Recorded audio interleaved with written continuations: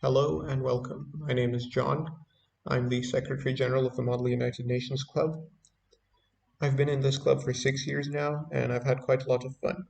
This is the first video in a short series of videos designed to familiarize you and other participants with Model United Nations. Model United Nations aims to introduce participants to global issues and solutions by putting them in a realistic environment, i.e. close to the one followed by the real United Nations, where delegates, I'll explain what that is later, will practice public speaking, debate, and negotiation. In Model United Nations, you'll learn how nations settle disputes and solve problems. You'll play the role of a delegate. A delegate is an ambassador or a representative of the country to the United Nations or the relevant body. As a delegate, you'll be researching, proposing solutions, and discussing strengths and weaknesses of these proposals with other delegates. Model United Nations is probably very different from any other school event you've attended. Model United Nations is not a typical poster making competition or presentation competition, or really a competition at all. Model United Nations is more so a conference.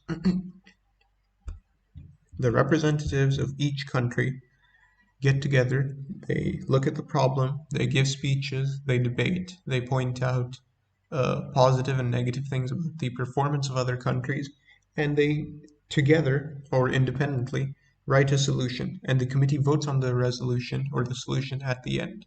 So it's quite different from anything you've probably done at school. And the more sessions you attend, or with your first few sessions, you'll really start to learn more about how Model United Nations works. When you join, you'll be assigned to a committee. A committee is a small group of delegates that discusses topics in a certain theme. For example, if you're assigned to the UNGA 4th Committee, SPECBAL, your topics will likely relate to decolonization. The committees, countries, and topics are selected by the Secretariat, the organizing committee. The Secretariat will also assign countries to participants. Note that your country of birth or your country of origin will likely not be the country you represent in Model United Nations. I, as an Egyptian citizen, have participated in plenty of Model United Nations conferences, and I've never once represented the Arab Republic of Egypt. That's perfectly fine. The more countries there are, the more we learn, the more perspectives we look at, and the more fun the conference is.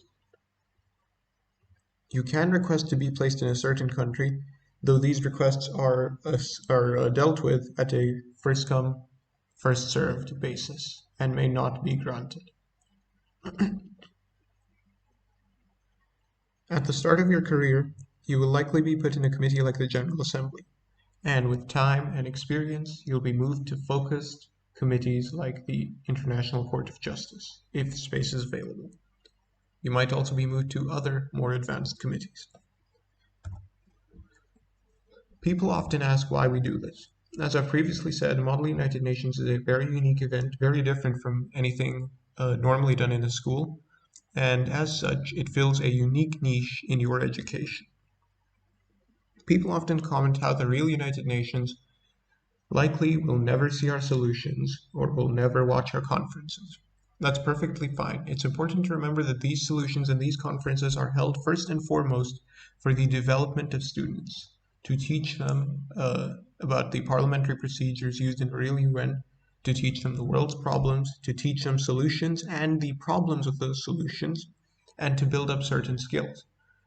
Whether or not the United Nations looks at our conferences or our resolutions does not concern us, because the goal of holding this conference is not necessarily to grab the United Nations' attention. The goal of hosting this conference is to develop our school's students. There are many benefits to participating in Model United Nations. You gain awareness about issues facing the world and what solutions could apply. You learn more about the procedures used in the real United Nations. You improve your research, analysis, and negotiation skills. You gain confidence and are able to speak before an audience. You are able to debate and look at different points of view. Later on, if you join the Secretariat, if you become a chairperson or otherwise, you can gain leadership experience. And lastly, some universities might be interested in how you spend your time outside of school or outside of homework.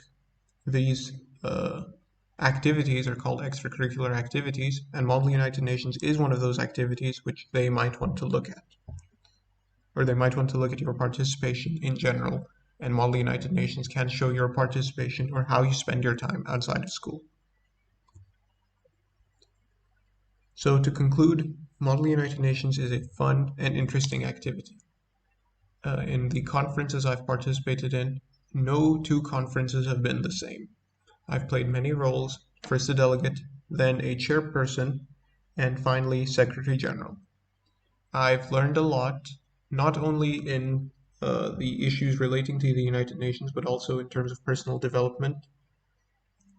And on behalf of the Secretariat, I wish you the very best of luck as you embark on this journey, and we hope you have a wonderful time.